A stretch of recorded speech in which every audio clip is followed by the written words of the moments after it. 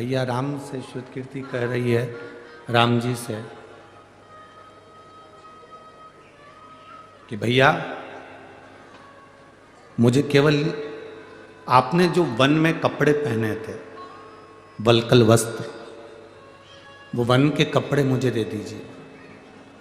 राम जी ने पूछा, तू उस वल्कल वस्त्र का, उस वन के कपड़ों का, उस वनवासी वस्त्र का करेगी क्या?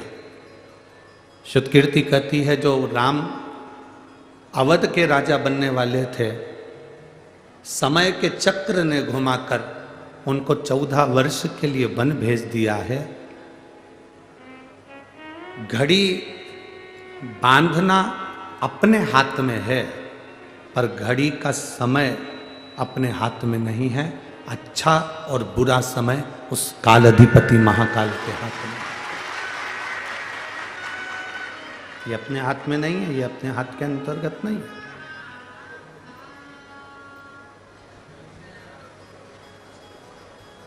घड़ी बांधना अपने हाथ में हो सकता है, पर समय अपने हाथ में नहीं हो सकता। घड़ी देखना अपने हाथ में है, पर समय देखना अपने हाथ में नहीं हो सकता।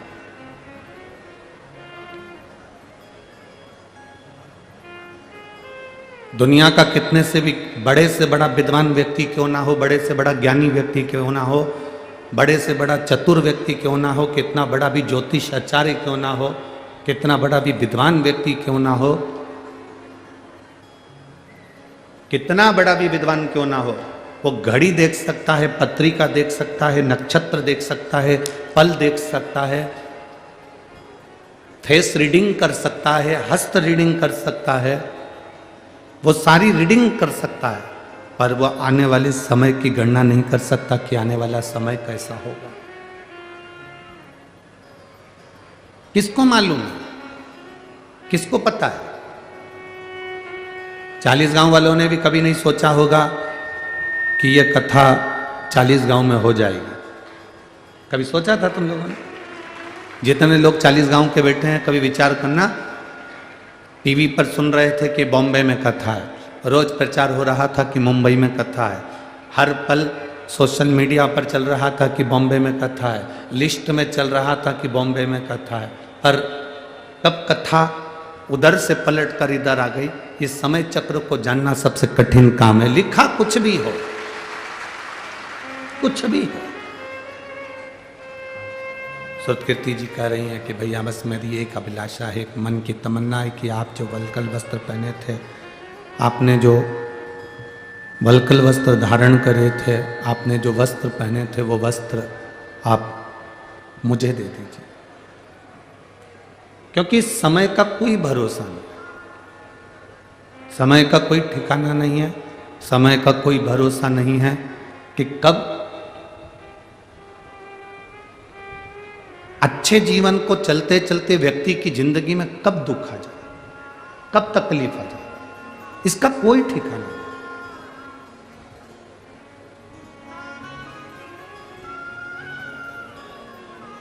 कई लोग कहते हैं गुरुजी हमारी जिंदगी में क्या दुख ही दुख है, हमारे जीवन में क्या तकलीफ है, हमारे जीवन में क्या कष्ट ही कष्ट है, हमारे जीवन में क्या परेशानी ही परेशानी है। हम उनसे कहते हैं तुम्हारे साथ रहने वाले लोग बदल जाते हैं,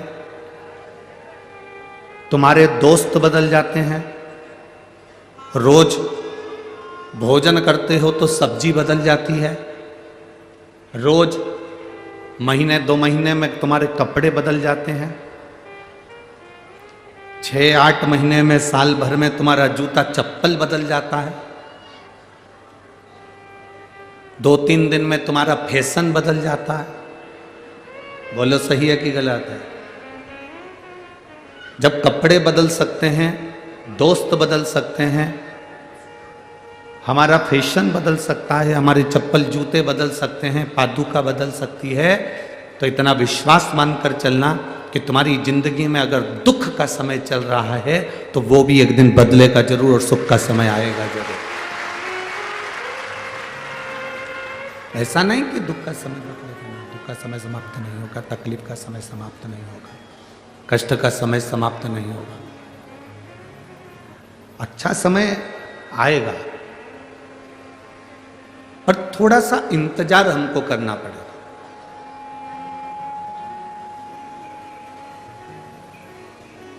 500 वर्ष लगे संघर्ष करते करते करते करते 500 वर्ष हो गए, और संघर्ष करते करते जब 500 वर्ष हुए, 500 वर्ष का संघर्ष करने के बाद राम अवध में वापिस विराजमान हो रहे हैं, तो ये हमको एक बल मिलता है कि जीवन में एक ना एक दिन पलटते जरूर है, एक ना एक दिन समय बदलेगा जरूर,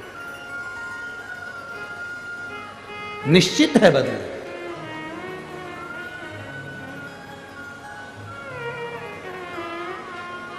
और शंभु शरणे मांगो घड़ी रे दुख काटो, दया करीने दर्शन आपो। थोड़ा मिठास नहीं आ रही है, गला पकड़ रहा है वो। शंभु शरणे पड़ी मांगो घड़ी रे दुख काटो, दया करीने दर्शन। समय बदलता है और निश्चित है बदले। लोग कहते हैं गुरुजी शिव महापुराण क्या करती है? शिव महापुराण का कार्य क्या है? आप लोग लाखों की संख्या में पहुंचे हो,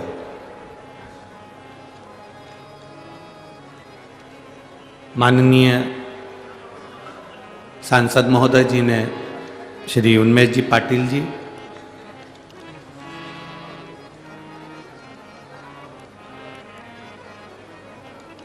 जितनी कथाएं हमने करी है, उन कथाओं में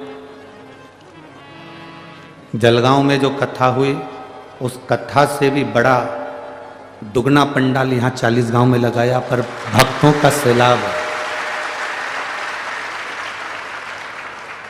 भक्तों का सैलाब है यहाँ पर, बहुत भारी संख्या में आप लोग आए।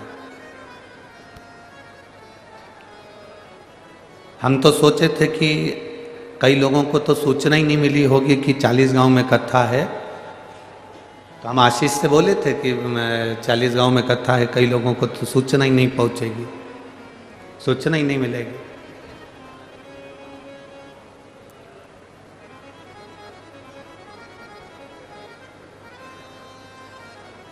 तब आशीष बोला था, गुरुजी ये महाराष्ट्र है, संतों की पवित्र भूमि है, यहाँ के भक्त संत को,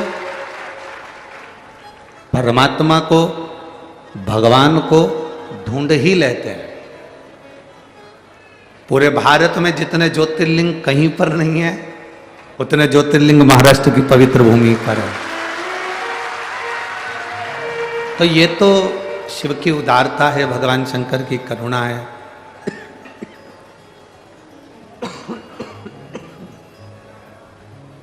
ये तो भगवान शिव की कृपा है, करुणा है, उनकी उदारता है, उनकी दया है, जो 5 दिन के अंदर इतनी व्यवस्था यहाँ करी गई और आप लोग भी इतनी संख्या में पहुंचे। क्या देती है शिवपुराण? आप लोग सुनकर चले जाएंगे। 5 दिन का किसी ने पूरा डेरा लगाया है। कई लोग ऐसे हैं जो 5 दिन यहीं पर रहेंगे, बिछाएंगे, सोएंगे, जो भोजन मिलेगा वो खाएंगे, कोई अभिलाषा नहीं।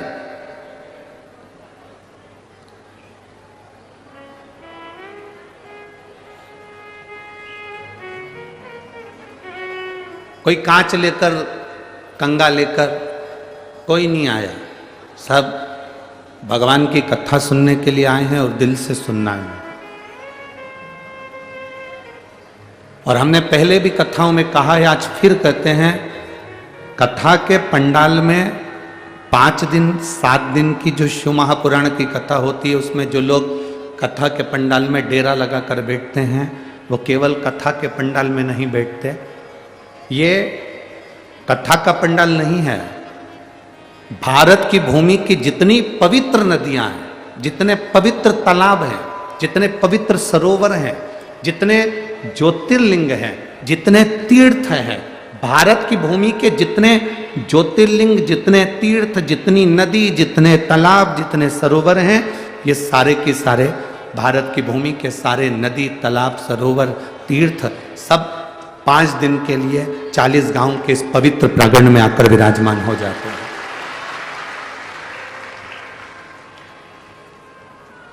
आप केवल जाने के बाद ये मत कहा करो कि हम कथा सुनने गए थे। ना ना ना ना, आपको ये कहना है कि हम सारे तीर्थ यात्रा करने के लिए गए थे। पवित्र भूमि पर बैठकर हम तीर्थ यात्रा कर, और तेरी कृपा बिना न हिले एक भी अणु, लेते हैं श्वास तेरी कृपा से। हम पहुंचे हैं उस परमात्मा की कथा, भगवान की विरल भक्ति की कथा। शिव तत्व कह रहा है। क्या देती है शिव पुराण, क्या प्रदान करती है शिव महापुराण? शिव महापुराण की कथा में स्वयं वेद व्यास जी ने लिखा, उमाखंड के अंदर जो जीव भगवान की कथा को श्रवण करने के लिए शिव महापुराण के पंडाल में पहुंचता है और हृदय से कथा का रस स्वादन करता है, जिस कामना से, जिस कामना से वो बैठता है और दिल से कथा श्रवण करता करता भगवान से प्रार्थना करता है, वो कामना उसकी शिव पूर्ण करते ही हैं, देरी नहीं लगाते, निश्चितता। अब आप लोग किस कामना से बैठे हैं? कोई पानी का पाउच लेकर आ गया, उसकी कामना से? अरे बोलो तो जम के। कोई पानी की बोतल लेकर आ गया, उसकी कामना से? 2 रुपए के पानी के पाउच के लिए, 5 रुपए की बोतल के लिए, 1 बिस्कुट के पैकेट के लिए आप भगवान से क्या कामना कर रहे हैं कि हमको ये व्यक्ति वो देगा? ना, हम तो पानी बांटने वालों से भी निवेदन करेंगे कि जो धूप में बैठे हुए हैं, छांव में नहीं बैठ पाए, जगह जिनको नहीं मिल पाई, आप उनके पास जाकर पानी का पाउच दीजिए, आप उनको पानी की बोतल दीजिए। जो धूप में बैठे हैं, जिनको छाया नहीं मिल पा रही हो इतनी भीड़ में, आप उनके पास पहुंचिए। और हमने पहले भी कथाओं में कहा है, अपने साथ में लेकर चलने वाली सामग्री में 2 बोतल पानी, बोलते कि नहीं बोलते? जम के बोलो जरा। 2 पानी की बोतल, 1 बिछाने का दरी, 1 जम के बोलो जरा छाता, कि मान लो कहीं टेंट लगा नहीं मिले और धूप बहुत तेज है, तो अपने छाते में अपन किसी को ये 15 बाई 15 का टेंट लगाकर 200-500 रुपए की हम पंडाल लगाकर किसी को कथा नहीं सुना सकते, तो कम से कम अपने छाते में 2 लोगों को बिठाकर कथा सुना सकते हैं।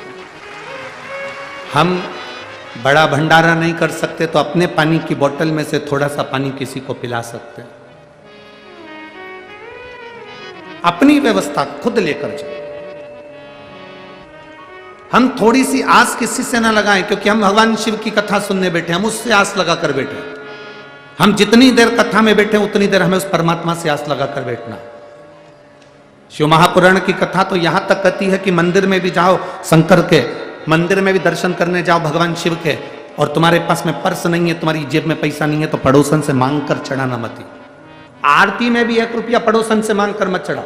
भगवान के सामने भी 5 रुपया 10 रुपया पड़ोसन से मांग कर मत चढ़ाओ। भगवान को बड़ा बुरा लगता है जैसे सास तुम्हारे साथ में है और तुम पड़ोस की काकी से कहो, काकी मुझे 200 रुपये दे दो, और सास से नहीं मांगो तो सास को बुरा लगता है। उसी तरह भगवान के मंदिर में, भगवान के सामने तुम पड़ोसन से मांग कर आरती में पैसा चढ़ाओ या भगवान के सामने पैसा चढ़ाओ, भगवान ये नहीं चाहता। भगवान कहता है तेरा पिता मंदिर के अंदर बैठा है, तू एक बार मुझसे कहता तो मैं तुझे देता। तू मुझसे तो बोलता, तू मुझसे कह नहीं रहा। कोई आस मुझसे लगाई नहीं तुम। बोल बम का नारा है सारी समस्या का हल। तुम मुझसे तो आस लगा, हम दुनिया से आस लगा कर बैठे। और जिस दिन हमने परमात्मा से आस लगाई उस दिन हमारी जिंदगी की सार्थकता सिद्ध हो। सिद्ध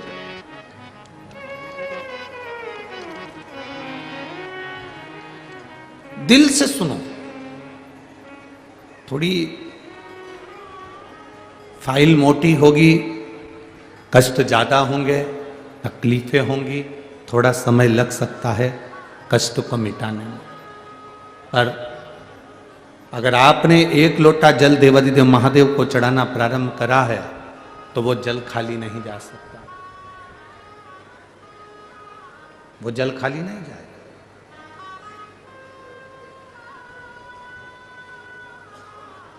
थोड़ा तकलीफ आ सकती है। एक सिद्धता का भाव अपने भीतर प्रकट करो, जैसे देवराज नाम का ब्राह्मण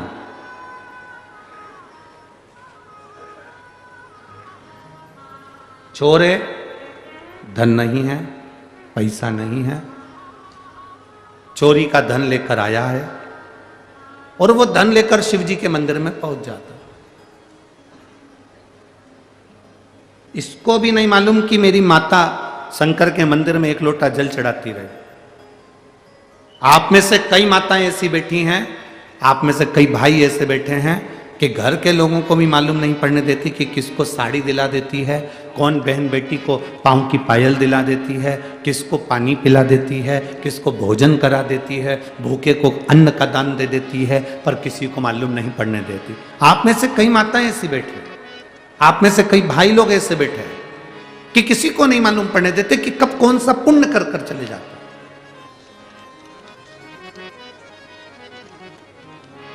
अपने हाथों से अपन सत्कर्म करते चले।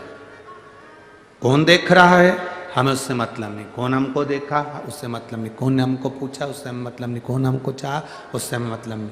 हमें तो ये मतलब होना चाहिए कि हमें किसी भूखे को भोजन करा दिया, प्यासे को पानी पिला दिया। मूल वही है। देवराज को नहीं मालूम था कि मेरी माता शिव जी को एक लोटा जल चढ़ाती है। शायद आप लोगों को भी नहीं मालूम होगा कि शंकर जी पर एक लोटा जल चढ़ाने का फल क्या है। लोग कहते हैं 16 श्राद्ध में, श्राद्ध पक्ष में हम गया जी जाते हैं और भगवान शंकर, हम गया जी में जाकर तर्पण करते हैं, हम गया जी में जाकर पिंडदान करते हैं, हम नासिक में जाकर तिलांजलि देते हैं, तर्पण करते हैं, पिंड देते हैं, हम सरयू जी के तट पर जाकर माता सरयू को पिंड देते हैं, तर्पण करते हैं, हम गंगा जी पर जाकर जल छोड़ते हैं, तर्पण करते हैं, पिंड देते हैं। शिव महापुराण की कथा विद्धेश्वर संहिता के अंतर्गत लिखा गया, जब हम एक लोटा जल भगवान देवाधिदेव महादेव को समर्पित करते हैं तो आपने 16 श्राद्ध में अपने पूर्वजों को जल दिया कि नहीं दिया, आपने अपने पितरों को जल दिया कि नहीं दिया, आपने अपने पूर्वजों को पिंडदान किया कि नहीं किया, आपने अपने पूर्वजों को, अपने पितरों को कुछ दिया कि नहीं दिया। 16 श्राद्ध में, श्राद्ध पक्ष में, किसी के मरने के बाद, किसी के जाने के बाद तुमने किसी भूखे को भोजन कराया कि नहीं कराया, पता नहीं। पर इतना शिव महापुराण की कथा कहती है, जब हम एक लोटा जल अपने घर से पानी का भर कर जाते हैं, शंकर जी को समर्पित करते हैं, शिवलिंग पर एक लोटा जल जब हम चढ़ाते हैं, उस समय पर हम अपने पूर्वजों को, अपने पितरों को जल प्रदान कर देते हैं, क्योंकि शंकर पर चढ़े हुए जल का एक अंश हमारे पितरों को, हमारे पूर्वजों को भी मिलता है, जिससे हमारे पितर हमें आशीर्वाद देते हैं और हमारी जिंदगी की एक राह अपने आप प्रशस्त होती है, एक राह प्रशस्त हो जाती है।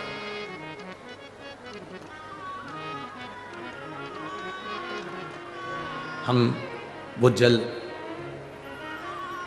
जो शिव जी को समर्पित कर रहे हैं, भगवान शंकर को, भगवान देवाधिदेव महादेव को समर्पित कर रहे हैं, वो जल खाली नहीं जाता। आपका दिया गया एक लोटा जल आपके पूर्वजों के हिस्से में भी जाता है। शिव जी पे चढ़ाए गए एक लोटे जल में से एक अंश आपके पितरों को भी प्राप्त होगा। अच्छा चलो एक बात आपसे पूछें 40 गांव वाले सब उत्तर देना जरा अच्छे से, हो बड़ा ध्यान से उत्तर देना।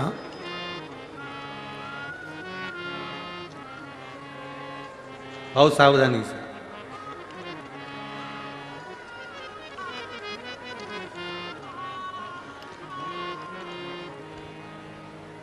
ये कार्यकर्ताओं से निवेदन है, आप लोग जो चल रहे हैं फिर रहे हैं बार बार, आप लोग अपनी जगह पर बैठ जाओ। और जिनको पानी देना है उनसे निवेदन है कि आप बाहर जो धूप में बैठे हैं, गर्मी में बैठे हैं, आप उनको पानी दीजिए। और जितने कार्यकर्ता खड़े हैं वो सब बैठ जाएं, कोई भी कार्यकर्ता खड़े नहीं रहेगा। यहाँ जितने भक्त कथा सुनने आए हैं ये सब शंकर के भक्त हैं, ये अपने आप व्यवस्था जमा लेते हैं। बार बार जाने आने का काम खत्म करिए और आप लोग बैठ कर कथा का आनंद लीजिए। यदि किसी का स्वास्थ्य खराब होता है तो उसके लिए वहाँ पर कार्यकर्ता खड़े होंगे, वो स्वयं व्यवस्था कर लेंगे। आप लोग अपनी जगह पर बैठकर कथा का लाभ लीजिए। 40 गांव में ये बार बार कथा नहीं मिलने वाली है। आज पहला दिन चले जाएगा, 4 दिन की कथा में आखिरी दिन सुबह का टाइम हो जाएगा, चले जाएंगे। महाराज जी 3-4 दिन की कथा आप लोगों को प्राप्त होगी। आप क्यों अपना आनंद छोड़कर यहाँ वहाँ भटक रहे हो? दिल से सुनो, दिल से। और हम आपसे भी कहते हैं, आपको कार्यकर्ता की जरूरत है कि महादेव की जरूरत है? जम के तो बोलो जरा, बस। तो फिर बड़े प्रेम से आनंद से बैठकर कथा सुनो। एक प्रश्न आपके भीतर, शिव महापुराण की कथा कहती है, विदेश्वर संहिता कहती है कि 1 लोटा जल जब हम महादेव को चढ़ाते हैं, शिव जी को समर्पित करते हैं, तो उसमें से एक अंश पितरों के पास चले गया, एक अंश पूर्वजों के पास चले गया, एक अंश वास्तुशास्त्र के वास्तु के देवता के पास चले गया, एक अंश नारायण के पास चले गया, एक अंश ब्रह्मा जी के पास चले गया, एक अंश इंद्र के पास चले गया। विदेश्वर संहिता कहती है कि शंकर जी पर समर्पित जल के 33 कोटि देवी देवताओं के हिस्से हो जाते हैं केवल 1 लोटे जल में से, 1 लोटा जल में से। 33 कोटि देवताओं के हिस्से हो जाते हैं 1 लोटा जल में से। अब आपसे प्रश्न यह है, जब से शिव महापुराण की कथा टीवी पर चालू हुई, जब से शिव महापुराण की कथा भारत के लोगों ने, विश्व के लोगों ने सुनना प्रारंभ करा, जब से शिव महापुराण की कथा लोग श्रवण करना प्रारंभ करे, सुनना प्रारंभ करे, तब से आज तक, और उसके पहले का समय निकाल कर देखना, पहले जब आप किसी को पत्रिका दिखाते थे, हाथ दिखाते थे, तो लोग कहते थे कि पितृदोष है। बोलो, बोलते थे कि नहीं बोलते थे?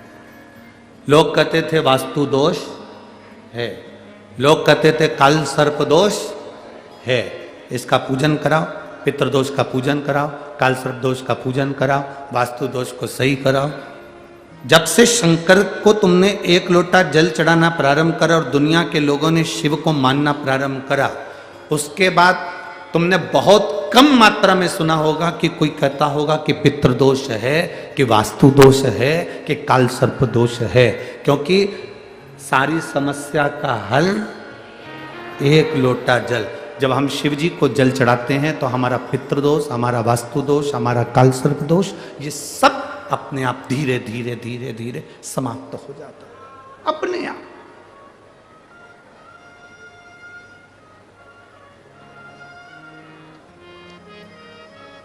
धीरे धीरे समाप्त। आपको भटकना नहीं पड़ता।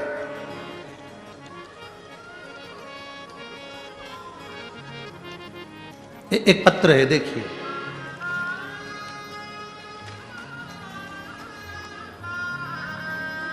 मेरा नाम ज्योति भूषण भोलाने, धूले रोड, पोस्टल कॉलोनी, 40 गांव। कहीं बैठे हैं क्या? कहीं बैठे हो तो हाथ हिलाइएगा। बच्चा आया है साथ में? बाबू आया है साथ में? नहीं, ले आओ, इसको ले आओ।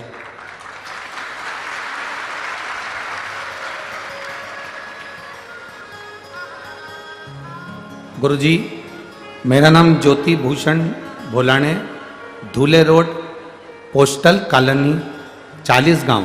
मेरा मोबाइल नंबर ये है। मेरा लड़का है कार्तिक। मैं 40 गांव की रहने वाली हूँ गुरुदेव। जिस गांव के भाग्य खुल गए, आप शिव महापुराण की कथा करने के लिए आए।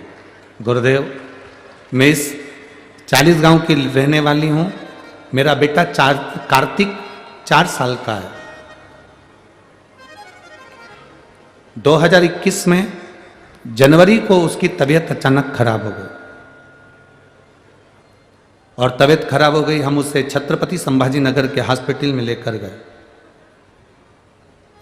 डॉक्टर ने उसका बोन मैरो किया, और बोन मैरो कर तब मालूम पड़ा कि उसको ब्लड कैंसर हो गया है। मेरे 4 साल के बच्चे को जैसे ही ब्लड कैंसर का सुना, तब बहुत हम लोग घबरा गए और उसे तुरंत नासिक के नमो हॉस्पिटल में लेकर गए। वहाँ 3-3 महीने में 7 बार उसको केमो किया गया। साथ में आयुर्वेदिक दवा भी देते रहे, लेकिन उससे भी कोई आराम नहीं मिला। आप लोग पत्र को एलईडी पर, आस्था चैनल पर या फेसबुक, यूट्यूब पर हमारे साथ में पढ़ सकते हैं। जितने भी लोग यहाँ पर पंडाल में बैठे हैं, आपकी एलईडी पर भी ये पत्र चल रहा होगा, आप उस पत्र को पढ़ सकते हैं। मेरा नाम ज्योति भूषण भोल के, धूले रोड, पोस्टर कॉलोनी, 40 गांव। मेरा मोबाइल नंबर ये है। मेरा लड़का कार्तिक 4 साल का है, जिसकी तबीयत खराब हुई। हमने उसे छत्रपति संभाजी नगर हॉस्पिटल में दिखाया तो मालूम पड़ा कि उसको ब्लड कैंसर हो गया है। हम बहुत घबरा गए। उसकी कीमो चालू हो गया। 4 साल के बच्चे के कीमो, गुरुदेव, बड़ा बड़ा कैंसर का मरीज कीमो नहीं झेल पाता, पर मेरा बेटा 4 साल का कीमो झेल रहा था। 7 बार उसके कीमो हुए, आराम नहीं मिला। डॉक्टरों ने कहा कि उसके शरीर में सिर्फ 1% खून बचा है और उसकी कोई गारंटी नहीं है। तुम इसको अब घर ले जाओ, तुम अब इसको घर ले जाओ और घर पर जितनी सेवा कर सकते हो उतनी करो। अब इस बच्चे की कोई उम्र भी नहीं लगती। गुरुदेव, हम लोग बहुत घबरा गए। आप कथा में कहते हो कि 1 लोटा जल सारी समस्या का हल होता है। आपकी कथा जलगांव में शुरू थी, तब हम बच्चे को सीहोर लेकर गए। हमने कुबेरेश्वर महादेव का दर्शन किया, कंकर शंकर की पूजन करी और एक रुद्राक्ष मांगकर लेकर आए। उस दिन हमने आपके मंदिर में जो बड़ी वाली शिला रखी है कंकर शंकर के रूप में, जो बड़ी केदार शिला रखी है, हमने उस बच्चे को वहाँ पर सुला दिया और कह दिया ये बच्चा आज से तुम्हारा है, अब तुम जानो, तुम्हारा काम जानो।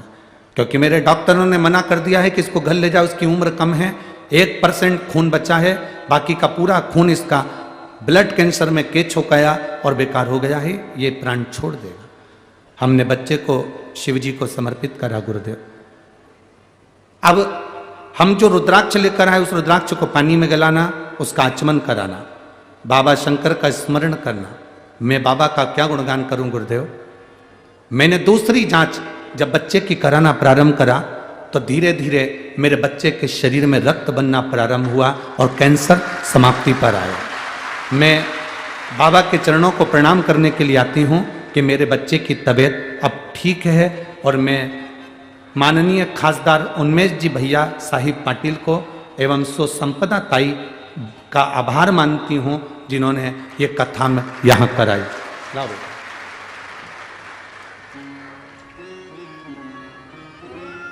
शंभो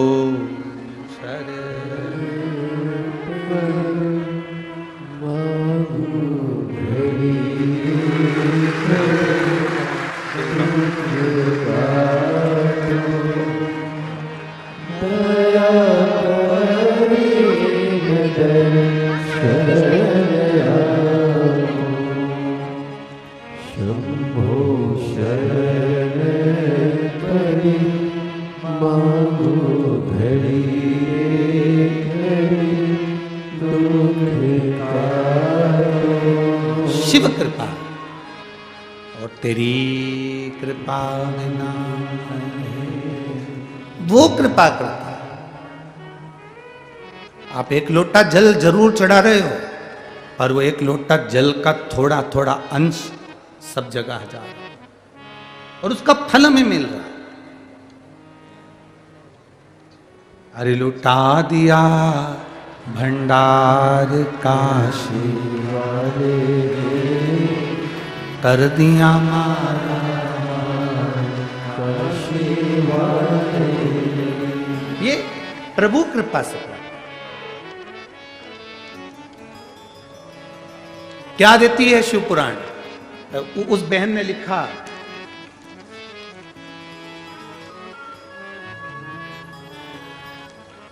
आप कथा में कहते हो कि एक लोटा जल सारी समस्या का हल है। आपकी कथा जलगांव में चल रही थी और मैं यहां प्रणाम कर कर गई थी कि बाबा मेरे बच्चे को डॉक्टरों ने अंतिम क्षण दे दिया, अब आप जानो आपका काम जानो। ये भरोसा, ये विश्वास। गुरुजी मेरे लड़के की रिपोर्ट अच्छी आई, कैंसर उसका कम हुआ, मैंने उसकी रिपोर्ट भी लगाई है साथ में, डॉक्टर की रिपोर्टें भी लगाई गई, उसने रिपोर्ट भी लगाई साथ। एक भरोसा, एक दृढ़ता, एक विश्वास।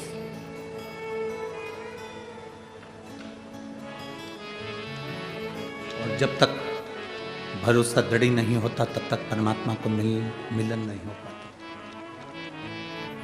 भगवान का मिलन ही तब होता है जब हमारा विश्वास पक्का होता है, दृढ़ होता है। लोग कहते हैं क्या देता है शिव महापुराण की कथा। हम कहते हैं जो पंडाल में बैठकर दिल से सुन लेते हैं, दिल से उसको अपना मानकर श्रवण करते हैं, वो क्या देगा वो वही जान सकता है। पर इतना जरूर है, खाली नहीं छोड़ेगा, खाली नहीं छोड़ेगा। आप उसके भरोसे में कथा का श्रवण कर कर अपनी जिंदगी की सार्थकता को सिद्ध करें। आपका फर्ज है। आप कथा सुनने बैठते हो, दूर दूर से 200-500 रुपए खर्च कर कर आते हो, बहुत सुबेरे से धक्के खाकर जगह संभाल कर बैठते हो, और कोई तुम्हारे आसपास में आकर तुम्हारे बार बार इधर घूमे उधर घूमे उधर घूमे उधर घूमे, कहीं ये सामान कहीं वो सामान, तुम्हें उसके पांव पड़ करके देना चाहिए तुम बाहर निकल जा, हमें कथा सुनने दो। हम तुम्हारा ये सामान तो बाहर भी खरीद सकते हैं, हम तुमसे बाहर भी मिल सकते हैं, हम तुमसे बाहर भी ले सकते हैं, हमको कथा सुनने दो, हमें कथा सुनना है। हमें तुमसे मतलब है, हमें कथा सुनना। एक विश्वास को पैदा करिए अपने अंदर, भरोसे की दृढ़ता को बनाइए, और जिस दिन तुम्हारा भरोसा दृढ़ होगा उस दिन तुम्हें अपने आप फल की प्राप्ति हो जाएगी अपने आप। शिव कथा कह रहे, भगवान शंकर का संवाद कर रहे। 3 चीजें अपने जीवन में आती है, परीक्षा, समीक्षा और प्रतीक्षा। कौन कौन सी 3 चीजें हैं? पहले नंबर पर जम के बोलो जरा, परीक्षा। दूसरे नंबर पर समीक्षा, और तीसरे नंबर पर प्रतीक्षा। ये 3 चीजें हमारे सामने। पहले नंबर पर परीक्षा है। परमात्मा की कभी परीक्षा मत लो। हम दुनिया के लोगों को छोड़कर भगवान की परीक्षा लेने में बैठे हैं। आप में से कई लोग ऐसे होंगे जिनके पास में आप शंकर जी को जल चढ़ाने जाते होंगे तो लोग आकर आपके पास में खड़े होकर कहते होंगे, क्या तेरे भगवान में दम हो तो करके बता दे, तेरे भगवान में अगर कुछ है तो कर कर बता। कई लोग ऐसे होंगे जो भगवान पर उंगली उठाएंगे। आप हाथ जोड़कर कह देना, ना तो मुझे भगवान की परीक्षा लेना है, ना मुझे परीक्षा से मतलब है। मैं क्यों कहूं कि मेरे भगवान में दम है तो ये करके, ना ना ना, ये व्यर्थ की बात दुनिया के लोग करते हैं, मैं नहीं करती। मैं तो एक लोटा जल महादेव को चढ़ाती हूं, और इस भाव से चढ़ाती हूं कि मेरा महादेव मुझसे कदम से कदम मिलाकर चल रहा है, मुझे और कुछ नहीं चाहिए।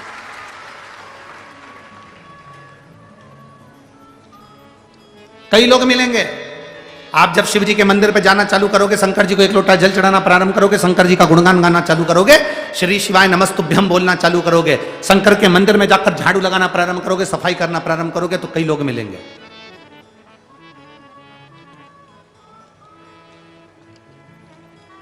आप मंदिर को जब क्लीन कर रहे हैं, साफ कर रहे हैं, मैं माननीय प्रधानमंत्री जी श्री नरेंद्र मोदी जी को धन्यवाद देना चाहूंगा कि राम अवध में विराजमान हो रहे हैं, उसके पहले उन्होंने एक नियम पूरे भारत में लागू किया कि राम जी अवध में बैठे हैं, उससे पहले हमको एक आंदोलन चलाना है, पूरे मंदिरों को साफ करना है। शिव महापुराण की कथा आपने श्रवण कर कर ये जो नियम आपने शिव महापुराण की कथा श्रवण कर कर ये नियम जो लिया और पूरे भारत के मंदिरों को, नदियों को, तालाब को, बावड़ी को, सरोवर को क्लीन करने का जो विचार करा, यही समिति का नियम है, यही शिव महापुराण कहती हुई है।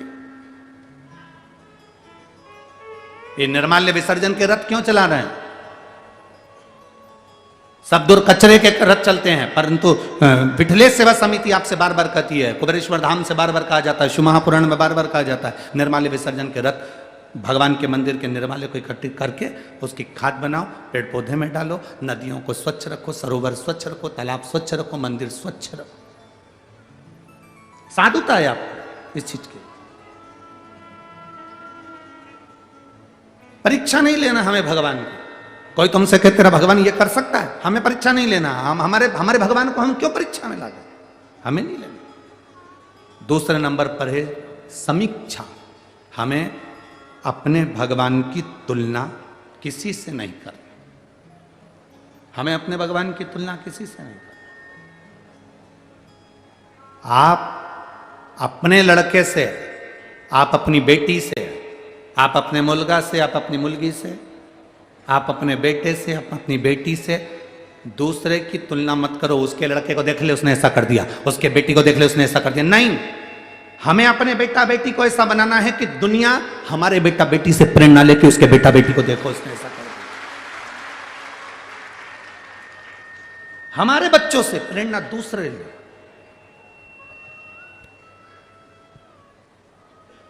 हमें समीक्षा नहीं करना। हमें दो चीजें नहीं करना, तीन चीजें हैं। पहले परीक्षा, दूसरी समीक्षा और तीसरी प्रतीक्षा। हमें तीन चीजों में से दो चीजें छोड़ देना है। भगवान की पहली, भगवान की परीक्षा नहीं लेना। दूसरे नंबर पर हमें भगवान की किसी से होड़ नहीं करना, समीक्षा नहीं करना। हमें करना क्या है? तो तीन चीजों में सबसे आखिरी की जो चीज है, क्या? जम के बोलो जरा। प्रतीक्षा। हमें इंतजार करना है। मैंने मेरे बाबा को पुकारा है, मेरा बाबा मेरे दुख हरने आएगा। जैसे शबरी राम जी का इंतजार करती रही, प्रतीक्षा करती रही, तो राम आए। शबरी राम जी का इंतजार करती रही तो राम आए। काशी में बैठकर नंदी इंतजार करता रहा तो काशी में विश्वनाथ का मंदिर में शिवलिंग प्रकट होना ही पड़ा। प्रतीक्षा, एक प्रतीक्षा। कौशल्या जी प्रतीक्षा करी, राम आए। भारतवासियों ने प्रतीक्षा करी, 500 साल लग गए, भले लग गए, पर राम अवध में आए। ये प्रतीक्षा है। हमें प्रतीक्षा करो, आएगा। ऐसा कोई दुख नहीं संसार में जो खत्म नहीं हो सकता। ऐसा कोई रोग नहीं जिसकी औषधि नहीं। ऐसा कोई दुख नहीं जो मिट नहीं सकता। मिटेगा, बस थोड़ा इंतजार करें, थोड़ा इंतजार। प्रतीक्षा करना पड़ेगा। आप जितनी प्रतीक्षा करोगे ना, उसमें आपको फल की प्राप्ति होगी, मिलेगा।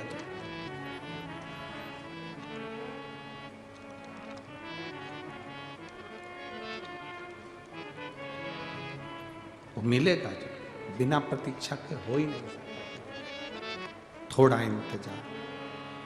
अरे शबरी बुआरे रास्ता आएंगे राम जी, शबरी बुआरे रास्ता आएंगे राम जी, मेरा भी धन्य जीवन बनाएंगे राम जी, मेरा भी धन्य जीवन बनाए शबरी बुआरे रास्ता आए। आप इंतजार करो। मातंग बाबा ने जैसे शबरी जी से कहा था इंतजार करो, आए।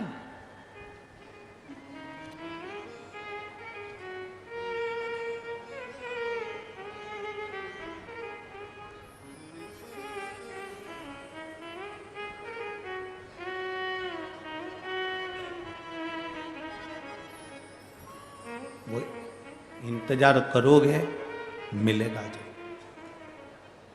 ऐसा क्या है जो नहीं मिल सकता? क्या है जो ना मिलेगा? मिलेगा, थोड़ी प्रतीक्षा करना पड़ेगा। कोई कहे तुमसे शिव जी के मंदिर जाना से क्या होगा, शंकर जी को जल चढ़ाने से क्या होगा, थोड़ा इंतजार करना। 1 महीना 2 महीना 3 महीना नहीं, थोड़ा। अगर फाइल मोटी है, तकलीफ ज्यादा है, कष्ट ज्यादा है, थोड़ा इंतजार करो, चढ़ाते रहो, शिव जी के दरवाजे जाते रहो।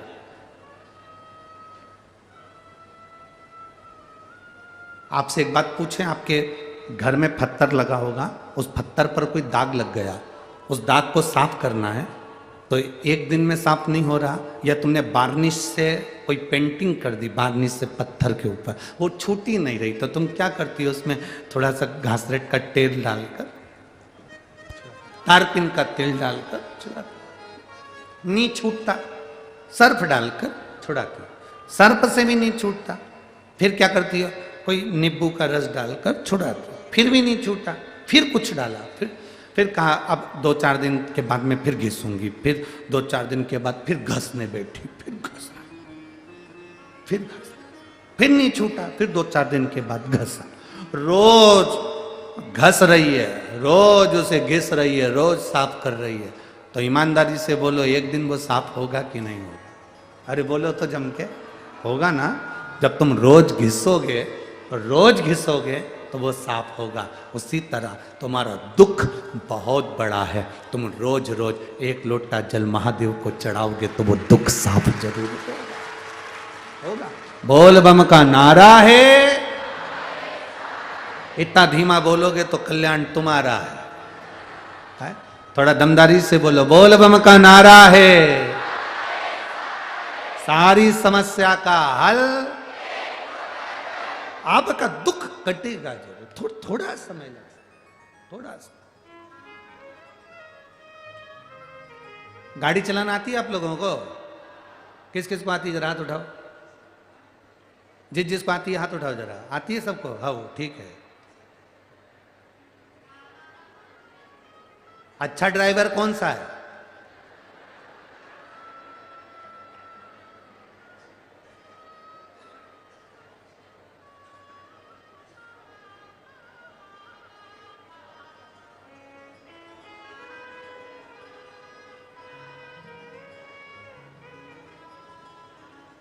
अच्छा ड्राइवर कैसा होता है? सीधा रोड, खाली सड़क और ड्राइविंग करे तो वो अच्छा ड्राइवर बन सकता है? अरे बोलो तो। नहीं, हमको तो नहीं आती इतनी, पर फिर भी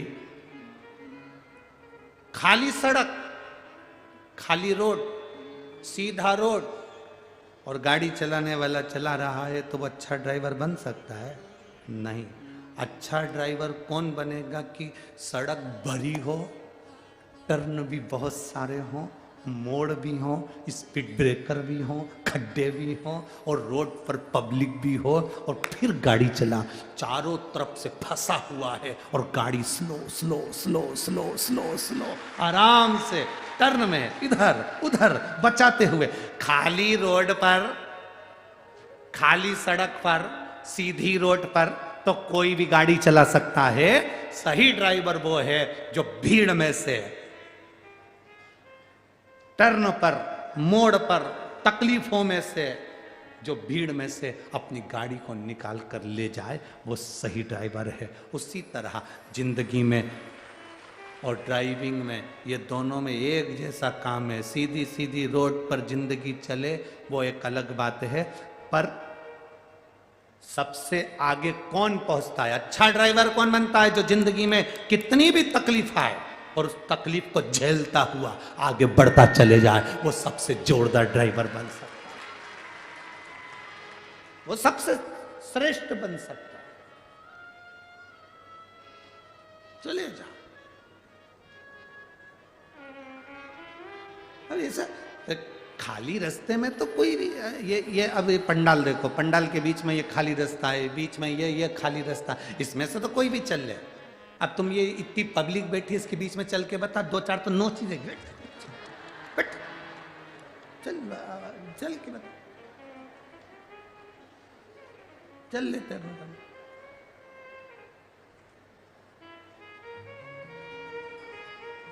अभी एक पत्र, तुम्हारे जलगांव का ही एक पत्र था पहले, हम जलगांव में उसको पढ़े नहीं थे, परंतु क्योंकि जलगांव में कथा वाचना थी तो हम वहाँ पढ़ दें तो अच्छी बात थोड़ी ना है। तो जलगांव का पत्र याद आया तो हम तुम्हें सुना दे। एक माता ने एक छोटा सा पुष्टे के टुकड़े पर पत्र लिख कर भेजा था। उसने कहा, हम जहाँ बैठ के कथा सुन रहे हैं, ये हम जितनी माताएं बैठी हैं ये हमें को नोच देती है।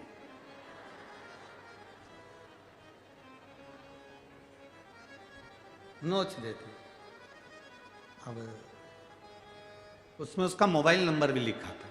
तो हमने वो आशीष से कहा कि इसके नीचे पत्र रखें, उसमें एक पत्र छोटा सा पुस्ते का है, उसको निकाल के लाना। उसमें वो माता ने लिखा है, हम कथा सुनने बैठते हैं, हमारी पड़ोसन हमको नोच देती। तो हम जरा पूछे तो सरी कि वो कहाँ बैठी है, तो इन्होंने पत्र पढ़ा, उसको मोबाइल करा, तुम कहाँ बैठी हो पंडाल में? तो उन्होंने कहा यहाँ बैठी। फिर कार्यकर्ताओं को साथ में, जलगांव के 2-3 कार्यकर्ताओं के साथ, समिति के, बिटले सेवा समिति के भी कार्यकर्ता गए। फिर उनसे पूछा, आपका पत्र है? हाँ। आपने लिखा है पड़ोसन हमको नोच देती है, तो क्यों नोचती है? तो वो कहने लगी, मैं तो चुपचाप बैठी रहती हूँ, कथा सुनती हूँ, इसके बाद भी ये सब नोच देती है। अब ये तो इतना सा बोली, और जितनी उसके पास बैठी थी 50-60 सब खड़ी हो गई। ओ बाबा, हमारी सुनो।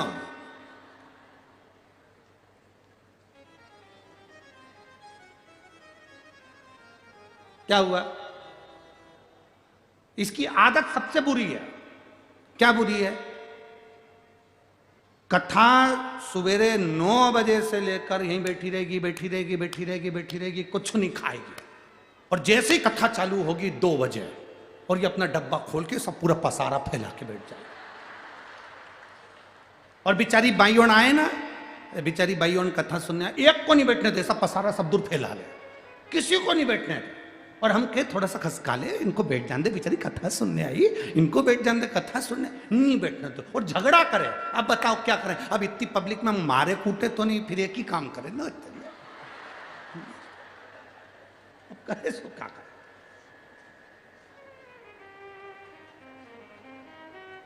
ए मेरी 40 गांव की जीजियो, तुम मत नोचना हो। अब इतना फैला के बैठे, इतना किसी को नहीं बैठने दो, जो बैठे उससे झगड़ा करे। अरे भाई, 3 घंटे की कथा है, दिल से सुनो और अपनी जिंदगी का एक आनंद अपने जीवन में पाओ, और बाबा की कृपा दृष्टि लेकर अपने घर को जाओ। यही तो शिव पुराण कहती है, यही शिव पुराण कहती है। शिवाय शिवाय शिवाय ओम नमः शिवाय। शिवाय शिवाय शिवाय ओम नमः शिवाय। शिवाय शिवाय शिवाय ओम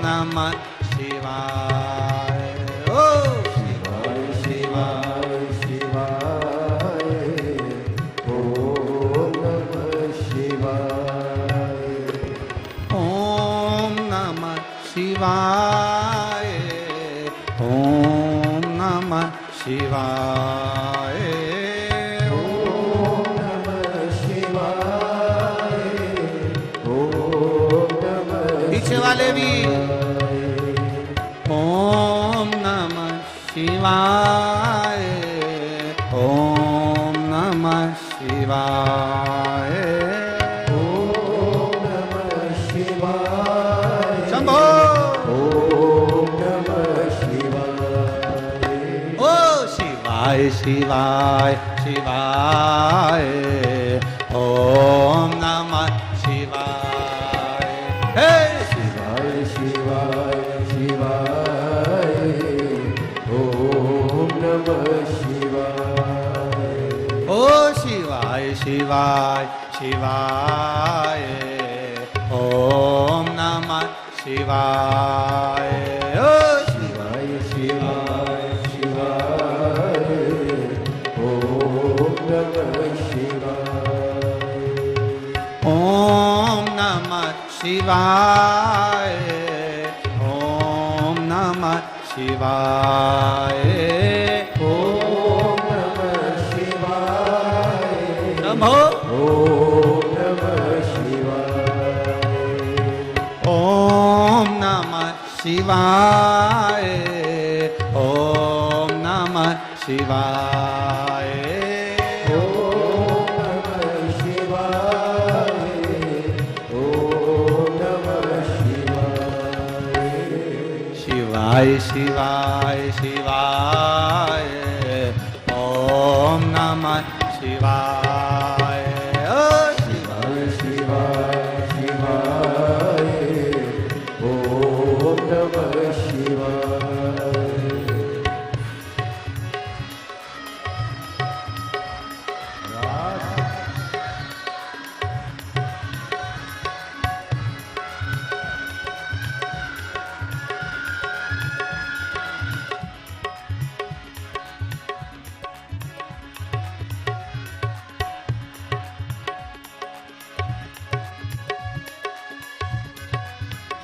जय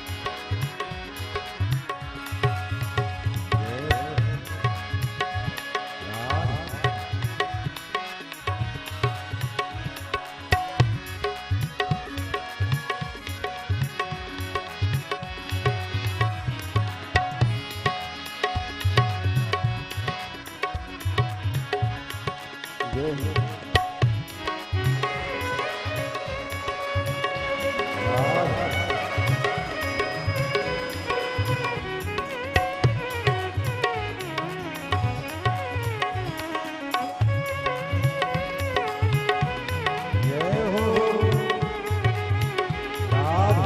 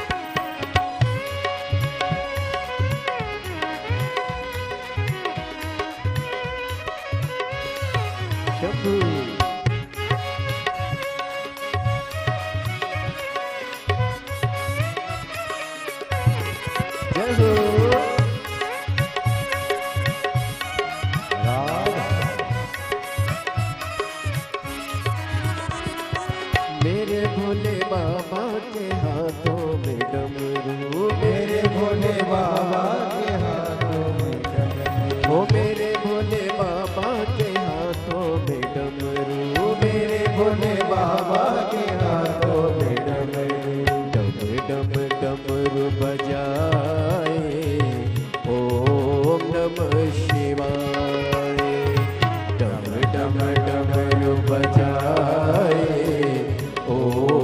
नमः शिवाय, ओम नमः शिवाय, ओम नमः शिवाय, ओम नमः शिवाय, ओम नमः शिवाय, शिवाय शिवाय शिवाय, ओम नमः शिवाय, शिवाय शिवाय शिवाय, ओम नमः शिवाय।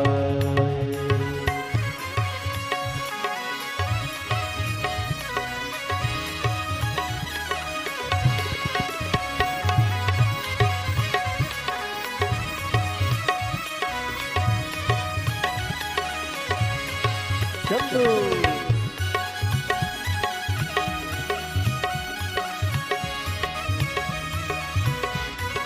जय हो।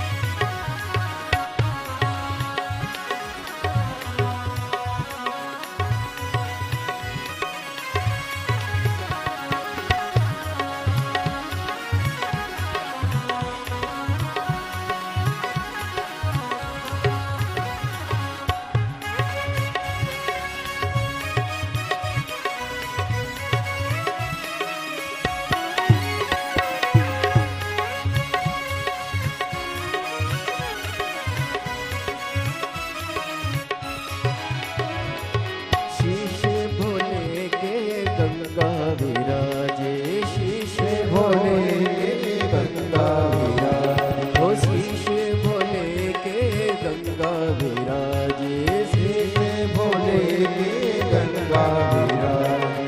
हरे हरे हरे हर नहाए, ओम नमः शिवाय, हरे हरे हरे हर नहाए, ओम नमः शिवाय, ओम नमः शिवाय, ओम नमः शिवाय, ओम नमः शिवाय, ओम नमः शिवाय, शिवाय शिवाय शिवाय, ओम नमः शिवाय, शिवाय शिवाय शिवाय,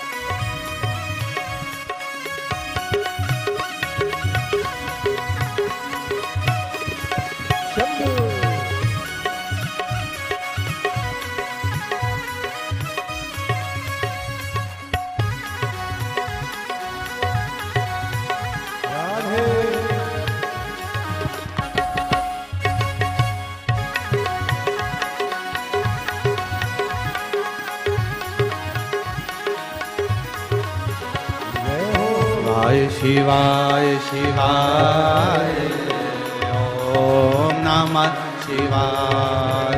बोलो शिवाय शिवाय शिवाय ओम नमः शिवाय। ओम नमः शिवाय ओम नमः शिवाय ओम नमः शिवाय ओम नमः शिवाय। ओम नमः शिवाय ओम नमः शिवाय ओम नमः शिवाय ओम नमः शिवाय। शिवाय शिवाय शिवाय ओम नमः शिवाय। शिवाय शिवाय शिवाय ओम नमः शिवाय। शिवाय शिवाय शिवाय ओम नमः शिवाय। शिवाय शिवाय शिवाय ओम नमः शिवाय। ओम नमः शिवाय ओम नमः शिवाय ओम नमः शिवाय। ओम नमः शिवाय।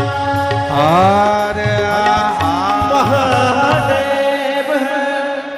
अपने स्थान पर बैठकर भगवान देवादिदेव महादेव से अपने मन की बात बड़े भाव के साथ दिल से प्रार्थना करिए। जहाँ जगह मिले वहाँ बैठकर भगवान देवादिदेव महादेव से अपने मन की बात कहिए। जहाँ जगह मिले वहाँ बैठो और बाबा से प्रार्थना।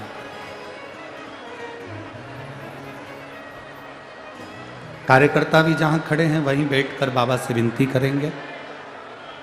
जिस विनती को करने के लिए दुनिया के सब लोग बड़े भाव से कथा के पंडाल में पहुंचते हैं, आप भी भाव से प्रार्थना करें।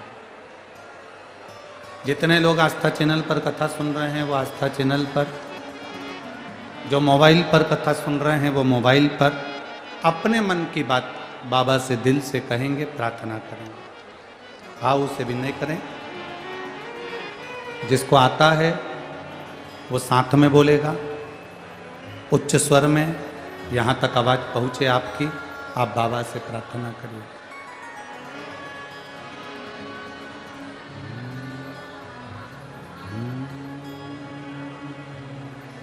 श्री शिवाय नमस्तु। श्री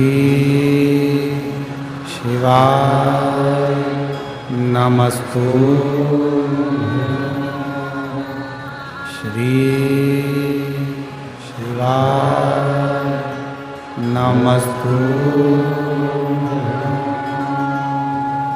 श्री शिवाय नमस्तु। श्री शिवाय नमस्तु।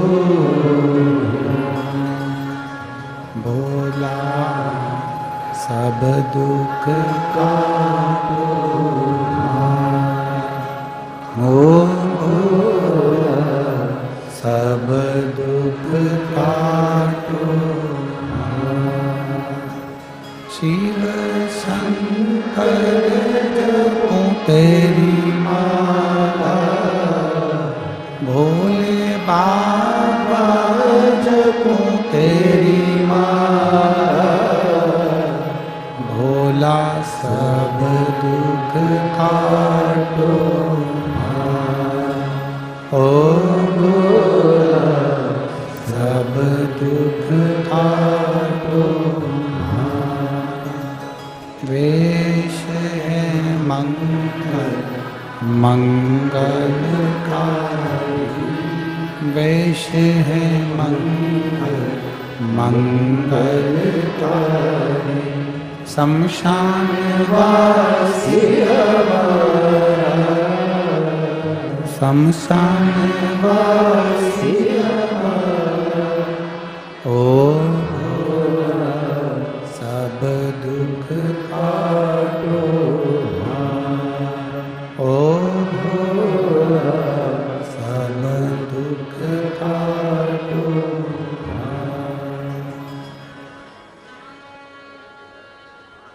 भगवान शिव की कथा कर रही है, देवादिदेव महादेव का संवाद कर रहा है, शिव महापुराण वर्णन कर रही है।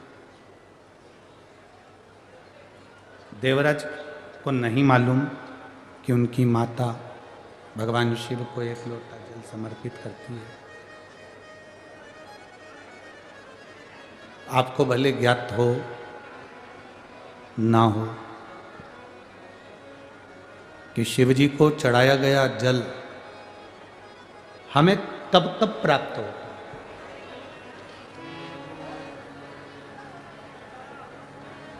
किस किस जगह प्राप्त होता, कहां कहां मिल जाता।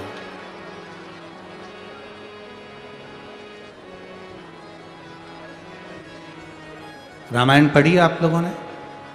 जम के तो बोलो जरा। सुनी है? उसमें एक पात्र है रामायण में, शूर्पणखा, रावण की बहन शूर्पणखा।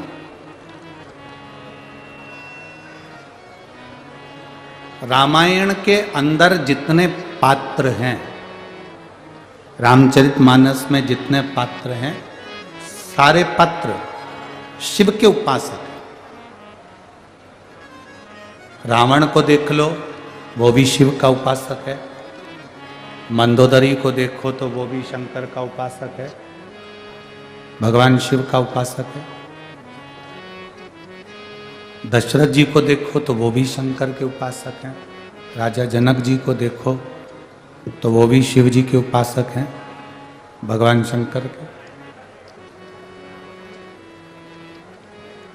जटायु को देखें तो वो भी भगवान शंकर के उपासक हैं। संपाति को देखें तो वो भी भगवान शिव के उपासक हैं। विभीषण को देखो तो वो भी शिव का उपासक है।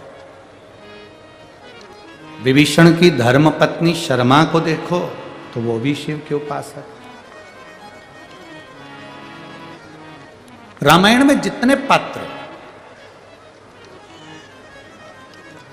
रामचरितमानस में आपको जितने पात्र मिलेंगे सब शंकर के उपासक।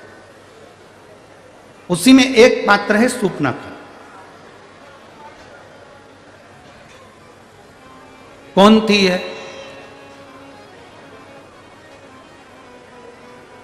ये देवलोक में रहती थी, जिसका नाम था नयनतारा, अप्सरा थी।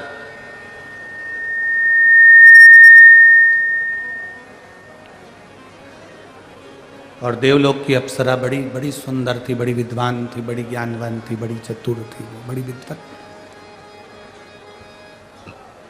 जिसका नाम नयनतारा था।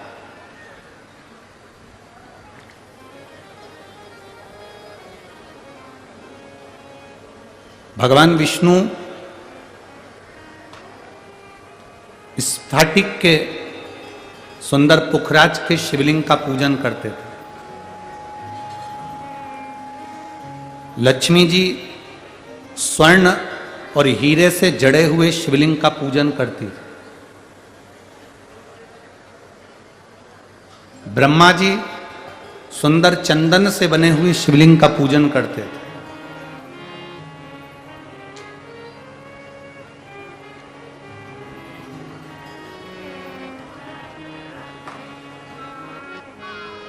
ब्रह्माणी पारत के शिवलिंग का पूजन करती है। इंद्र रत्नों से जड़ित शिवलिंग का पूजन करते। एक बार नयनतारा देवलोक की अप्सरा भ्रमण करती करती भगवान नारायण के बैकुंठ में चली गई। आप में से कई माताएं, कई भाई ऐसे हैं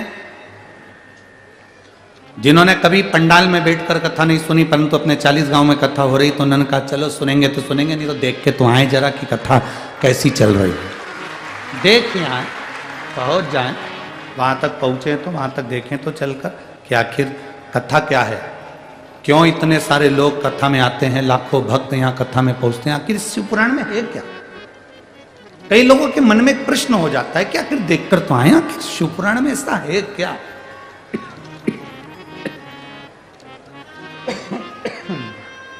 भगवान मालिक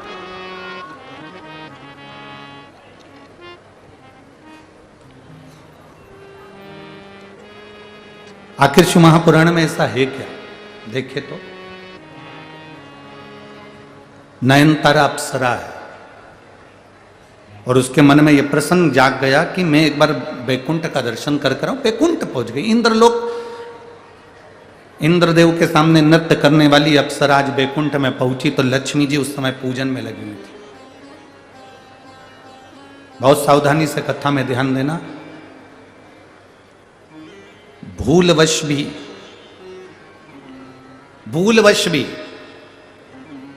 जा रहे थे कहीं और भूलवश भी अगर शिव महापुराण की कथा में कोई पहुंच जाता है तो उसका फल क्या। भूलवश, अचानक, और एक पत्र भी है उसका,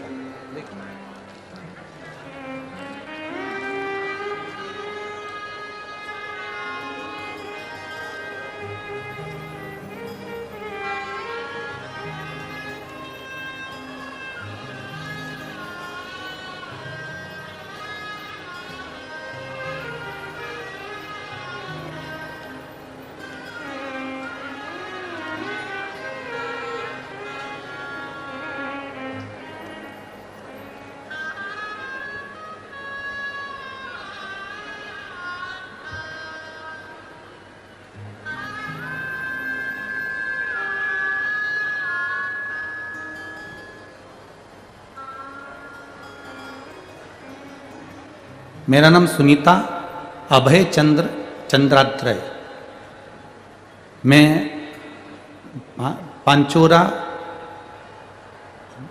जिला जलगांव की रहने वाली हूँ। पांचोरा, ठीक है, तुम समझ गए ना। हाँ बस ठीक है। कहीं बैठी हैं क्या? कहीं बैठी हो तो हाथ हिलाएगा। आप ही हैं? हाँ, एक बार ऐसे हाथ हिला दो। श्री शिवाय नमस्तुभ्यं। हिलाइए हाथ, वापिस हाथ हिलाओ। मैं सुनीता अभय चंद्रात्रय, मैं तहसील पांचोरा जिला जलगांव की रहने वाली हूँ। मेरा मोबाइल नंबर ये है। मैं शिव बाबा का क्या गुणगान करूं गुरुदेव। 40 साल से सोरायसिस की बीमारी थी। सोरायसिस की बीमारी में शरीर में से खाल निकलती जाती है और वो बीमारी कभी समाप्त नहीं होती। डॉक्टर को दिखाया तो डॉक्टर ने बताया कि ये बीमारी अंतिम सांस तक रहेगी। फिर मैंने दवाई सब बंद कर दी। एक बार अचानक शंकर भगवान की कथा टीवी के माध्यम से आपको सुनने का मौका मिला। अब अचानक शिव पुराण सुनना, अचानक शिव पंडाल तक पहुंच जाना, अचानक शंकर के मंदिर में पहुंचकर एक लोटा जल चढ़ाना, उसका फल क्या। टीवी चलाते चलाते आपकी कथा आ गई, शिव महापुराण की कथा सुनना प्रारंभ करी। हम सबके लाडले ठाकुर कल्लू जी महाराज के चरणों में नमन करते हुए, परम सत्य परमादरणीय विश्वविख्यात पूज्य गुरुदेव के पावन चरणों को नमन करते हुए और आप सभी शिव भक्तों के चरणों में नमन करते हुए सुंदर आज हम सभी कथा के प्रथम दिवस पे प्रवेश करेंगे। उससे पहले जिन दानदाताओं ने, जिन बाबा साहब ने मंदिर, गौशाला, वृद्धाश्रम, अन्य क्षेत्र बाबा कुबेरेश्वर धाम में तो अपनी स्वराशि प्रदान करी, उन सभी पावनसारी पुण्यसारी दानदाताओं के नाम मोहन जी दीक्षित दिल्ली से 500 रुपए की स्वराशि आपने समर्पित की। गुप्तदान में बरेली उत्तर प्रदेश से 521 रुपए की स्वराशि आपने समर्पित की। बहुत बहुत बधाई। मैं निवेदन करना चाहूंगा आदरणीय सांसद महोदय जी से कि हम सभी के सम्मुख पधारे और हम सभी को 2 शब्द उद्बोधन अवश्य करें। आदरणीय सांसद महोदय श्री उन्मेष भैया साहेब जी पटेल बड़े ही आदर और सम्मान से पधारे। हम सभी को 2 मिनट का उद्बोधन अवश्य श्रवण कराएं।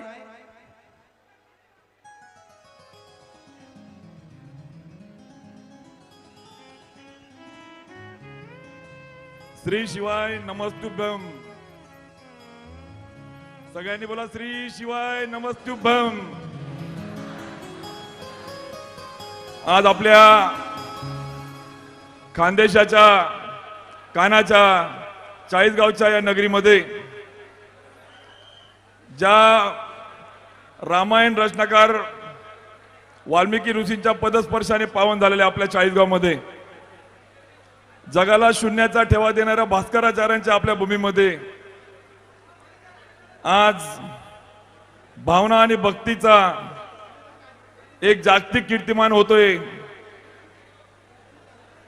आणि आज आंतरराष्ट्रीय कथावाचक परमपूज्य पंडित श्री प्रदीपजी मिश्रा साहेबांचं आगमन आपल्या चाळीसगावात झालंय. आपण टाळ्या वाजवून त्यांचं मनापासून आपल्या चाळीसगावच्या नगरीमध्ये स्वागत करूया.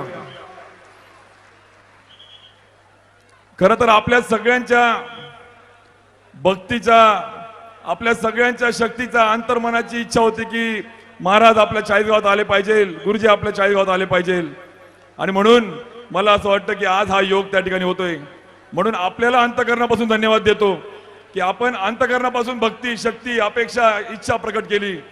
आणि म्हणून आज गुरुजी आज आपल्या चाळीसगावमध्ये आले. मी गुरुजींचं स्वागत करत असताना आपल्या सगळ्यांना एक विनंती करेल की कार्यकर्त्या या नात्यानं आमचा प्रयत्न राहिलाय कायम की आमच्या मनगटामध्ये जोर असून चालणार नाही, तर आमच्या मस्तकामध्ये जोर असला पाहिजे, आमच्या माथ्यामध्ये गाथा असली पाहिजे.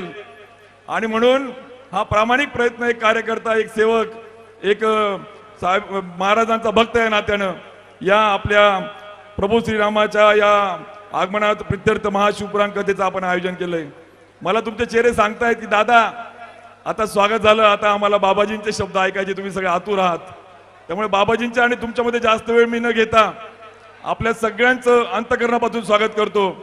आणि एकदा ज्या ज्या आयोजकांनी 5 दिवसामध्ये, फक्त 5 दिवसामध्ये मग भोजन, वाहन, पार्किंग, मंडप, साऊंड, LED यासारख्या 22 समित्यांनी मेहनत घेतली, त्यांच्यासाठी एकदा टाळ्या वाजूया.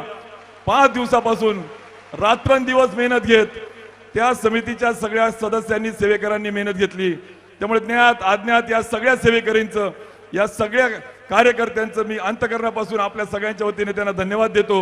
आणि जाता जाता एकच म्हणतो की प्रभू श्रीरामाचा येणाऱ्या 22 तारखेला जे आगमन त्या ठिकाणी होतंय, जी स्थापना होते, 500-550 वर्षाचा वनवास अयोध्येमध्ये राम लल्लाचा त्या ठिकाणी संपूर्ण पुन्हा मंदिरामध्ये त्या ठिकाणी स्थापना होते. आणि त्या पर्वावर आज आपण म्हणतो साधू संत येती घरा तोच दिवाळी दसरा. आणि काल संक्रांत आणि गुरुजींचं आगमन आपल्या या खानदेशाच्या चाळीसगाव नगरीमध्ये आपल्या सगळ्यांसाठी अत्यंत अभिमानाची बाब आहे. आणि म्हणून संक्रांतीच्या पर्वावर तुम्हाला सगळ्यांना तिळगुळ घ्या, गोड गोड बोला, आयुष्यभर गोड गोड बोलू.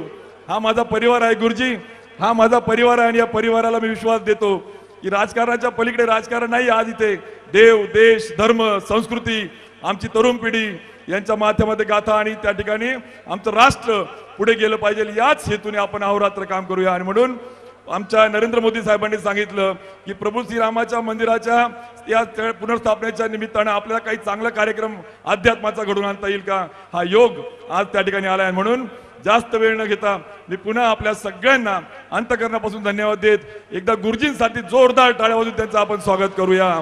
श्री शिवाय नमस्तुभ्यम.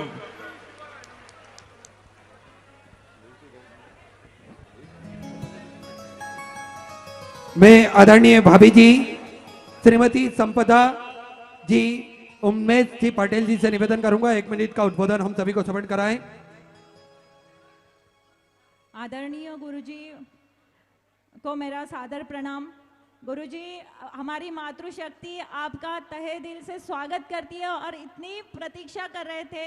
बहुत से मेरे भगिनी उनके आंसू आ गए थे कि जैसे उन्होंने सुना कि आप आ रहे हो तो हम सब गाना गा रहे हैं, कोई किसी के आंसू आ रहे हैं, किसी को मन भर के आ रहा है, क्योंकि हमारे भगवान आ रहे हैं, हमारे गुरुजी आ रहे हैं.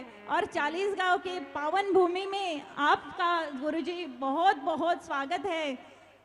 आम्ही सगळी मातृशक्ती एकत्र आली, सगळ्यांनी निवेदन मांडलं आणि मला वाटतं आपल्या चाळीसगावकरांचं भाग्य की आज गुरुजींचे पाय आपल्या भूमीला लागले आणि आज हा कार्यक्रम अद्भुत आहे. आपण श्रीरामाचा जल्लोष करत आहोत. अयोध्येसारखं रामाचं मंदिराचं होत आहे आणि गुरुजी आपल्याकडे आलेले आहेत, दैवत आपल्याकडे आलेले आहे. यापेक्षा अति चांगला आणि अविस्मरणीय क्षण कोणताच असू शकत नाही.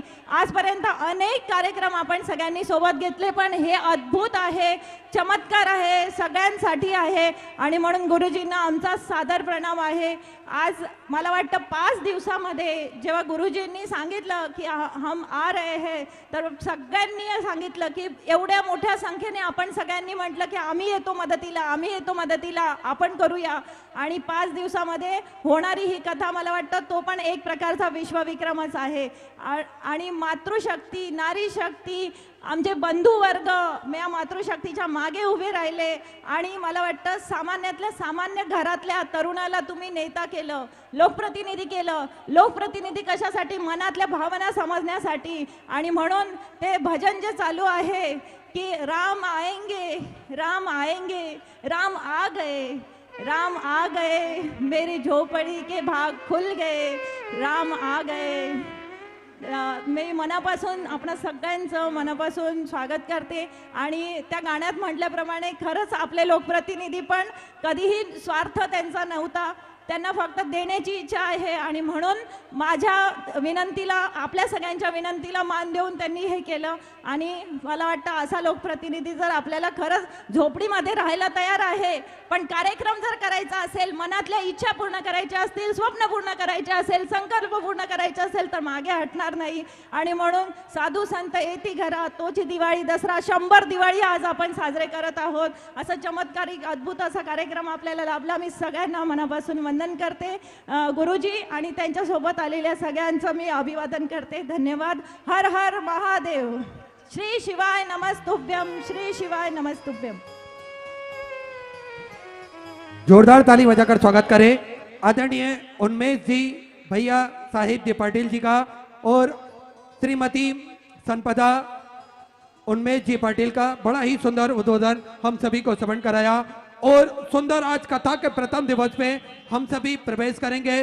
बाबा भोलेनाथ की सुंदर कथा हम सभी को 40 गांव महाराष्ट्र की इस पावन धरा से श्रवण करने का अवसर प्राप्त हुआ है. तो आइए सीधे हम ज्यादा विलंब ना करते हुए शीघ्र अतिशीघ्र पूज्य गुरुदेव के शरण में चलते हैं, व्यासपीठ की शरण में चलते हैं. और प्रथम दिवस की कथा हम सभी श्रवण कर अपने जीवन को कृतार्थ करेंगे, आनंद में करेंगे.